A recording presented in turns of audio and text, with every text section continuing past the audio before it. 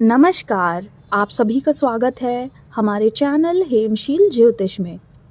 हमारे आज के इस वीडियो में हम मिथुन राशि एवं मिथुन लग्न वालों के लिए जनवरी 2025 मासिक राशिफल की चर्चा करने वाले हैं। वीडियो के अंत तक हमसे जुड़े रहिएगा। मिथुन राशि वालों के लिए जनवरी 2025 जीवन में क्या कुछ लेकर आ रहा है, क्या परिवर्तन होने वाले हैं, किन किन क्षेत्रों से आपको लाभ होगा, कहाँ कहाँ पर आपको सावधानी रखनी है, इन सभी विषयों पर हम चर्चा करेंगे। वीडियो स्टार्ट करने से पहले हमारा आपसे अनुरोध है कि जिन्होंने भी अब तक हमारे चैनल को सब्सक्राइब नहीं किया है तो प्लीज़ हमारे चैनल को सब्सक्राइब करें और हमसे जुड़ें। तो सबसे पहले आप लोगों को ग्रहों की स्थिति बता देते हैं। शुक्र वर्तमान में कुंभ राशि में स्थित हैं, जो कि 28 जनवरी को अपनी उच्च राशि मीन में प्रवेश कर जाएंगे। सूर्य अभी धनु राशि में है और 14 जनवरी को मकर राशि में प्रवेश कर जाएंगे। बुध 4 जनवरी को धनु राशि में और 24 जनवरी को मकर राशि में गोचर करेंगे। शनि कुंभ में रहेंगे, राहु मीन राशि में रहेंगे, केतु कन्या में, देवगुरु बृहस्पति वृषभ राशि में ही रहेंगे। मंगल 21 जनवरी को मिथुन राशि में प्रवेश कर जाएंगे। तो चलिए मिथुन राशि वालों एक एक करके सभी पहलुओं पर चर्चा करते हैं। सबसे पहले जान लेते हैं आपके स्वास्थ्य का हाल। तो मिथुन राशि वालों, इस महीने आपको स्वास्थ्य से संबंधित कोई बड़ी समस्या होती नहीं दिख रही है। हालांकि बीच बीच में आपको गले के ऊपरी हिस्से में तकलीफ हो सकती है, जैसे सर्दी जुकाम बुखार होना, मौसमी बीमारी होना, या फिर पेट से संबंधित कोई छोटी मोटी समस्या परेशान कर सकती है। कोई बड़ी समस्या होती हुई नहीं दिख रही है। बस 14 जनवरी के बाद की जो समय अवधि है उसमें आपको स्वास्थ्य का ख्याल रखना चाहिए, मानसिक तनाव लेने से बचना चाहिए। अब बात कर लेते हैं मिथुन राशि वालों के लिए करियर, जॉब, वर्क प्लेस की स्थिति को।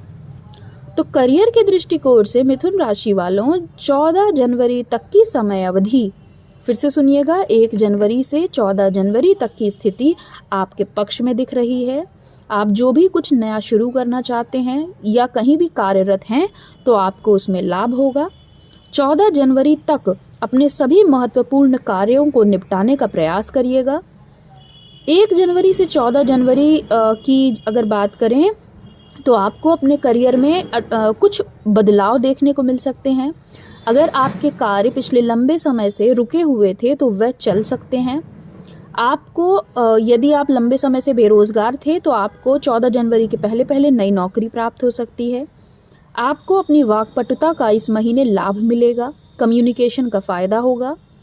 आपको अपनी इनकम सोर्स उत्पन्न करने का मौका मिलेगा। इन्वेस्टमेंट अगर करना चाहते हैं तो थोड़ा इस महीने आपको परहेज़ करना चाहिए। कार्यस्थल पर आपके लिए थोड़ी सी स्थितियाँ कैसे बोले कंफ्यूजिंग रह सकती हैं। आपको खुद समझ में नहीं आएगा कि ये क्या हो रहा है। कभी आपको चीज़ें ठीक लगेंगी और कभी चीज़ें खराब हो जाएंगी। ऐसा राहु केतु के कारण होगा, क्योंकि राहु केतु आपको मानसिक तनाव देने का कार्य करेंगे। छोटी छोटी चीज़ों पर लड़ाइयाँ उत्पन्न हो सकती हैं। कार्यस्थल पर अपने सीनियर्स से आपको बनाकर रखनी चाहिए। एक चीज़ और, जब 14 जनवरी को सूर्य आपके अष्टम भाव में जाएंगे तो आपके लिए मानसिक तनाव में वृद्धि का कार्य करेंगे। आपको बहुत ज़्यादा मानसिक तनाव हो सकता है, आपका जॉब छोड़ने का मन कर सकता है, आपको डिप्रेशन जैसी स्थिति का सामना करना पड़ सकता है। आपको लगेगा कि आप एकदम फेल हो रहे हैं, आप कुछ कर नहीं पा रहे हैं। हालांकि आपको इससे बचना चाहिए, क्योंकि जो भी तनाव आप अभी ले रहे हैं वह सब बेफिजूल है। उसका होना कुछ नहीं है, सिर्फ आपको टेंशन होगी और आपकी हेल्थ इम्पैक्ट होगी। तो कोशिश करिएगा तनाव ना लीजिए, क्योंकि इसके बाद जब सूर्य कुंभ में हो जाएंगे तो आपके लिए फिर से स्थितियाँ आपके पक्ष में हो जाएंगी। इस महीने जो लोग व्यापार करते हैं उनको 14 जनवरी तक कोई बड़ा मुनाफा हो सकता है, या आपका कोई कार्य रुका हुआ था व्यापार से संबंधित तो वह चल सकता है, पूरा ही चांसेस हैं। लग्जरी चीज़ों से जुड़कर जो लोग व्यापार करते हैं उनको इस महीने बहुत ज़्यादा लाभ मिलेगा, मुनाफा हो सकता है, कोई बड़ा ऑर्डर या डील हो सकती है। कुछ भी नया बदलाव ज़रूर इस महीने होता हुआ दिख रहा है। बात कर लेते हैं आपके प्रेम संबंध एवं वैवाहिक जीवन की। तो प्रेम संबंध के दृष्टिकोण से कोई बड़ी समस्या नहीं दिख रही है। चीज़ें आपके पक्ष में रहेंगी। आपके पंचम स्थान के स्वामी शुक्र महीने के पूरे ही टाइम ऑलमोस्ट भाग्य भाव में रहेंगे और उसके बाद 28 जनवरी को अपनी उच्च राशि मीन में प्रवेश कर जाएंगे, जो कि आपके लिए बहुत अनुकूल है। प्रेम संबंधों से आपको लाभ प्राप्त हो सकता है। आपको अपने जीवन साथी के साथ घूमने फिरने यात्रा पर जाने का मन हो सकता है, लेकिन किसी काम के आ जाने से आपका जो भी प्लानिंग है वो थोड़ी चेंज हो सकती है। आपको अपने जो भी आपके प्रेम संबंध हैं उसमें किसी तीसरे को हस्तक्षेप नहीं करने देना चाहिए, तो आपके लिए सही रहेगा। आपको अपने जीवन साथी से पूरा सपोर्ट मिलेगा।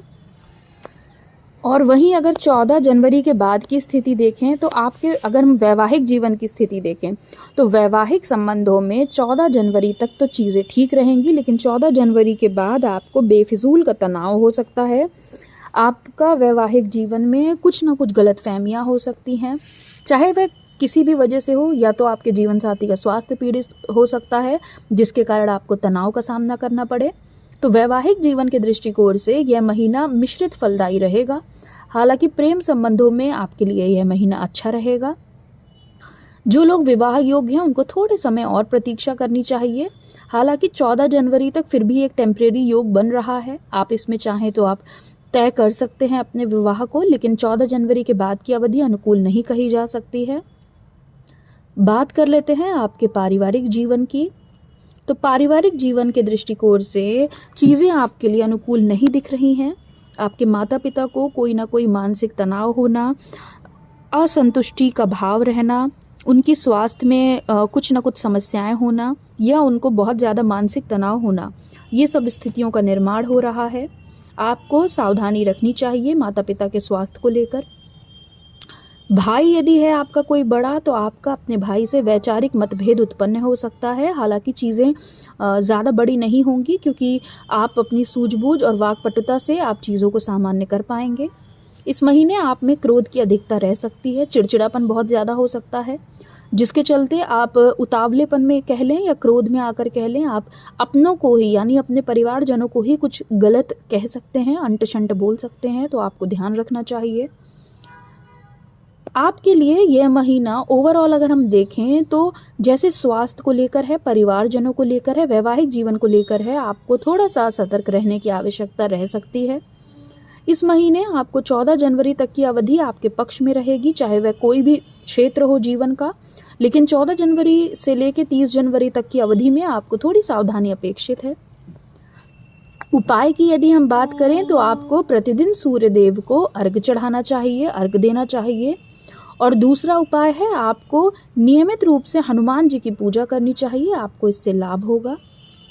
तो यह था मिथुन राशि वालों के लिए जनवरी 2025 का मासिक राशिफल। आप सभी को नववर्ष की हार्दिक शुभकामनाएं। आशा है आपको वीडियो पसंद आई होगी। ऐसे ही हमसे जुड़े रहिए।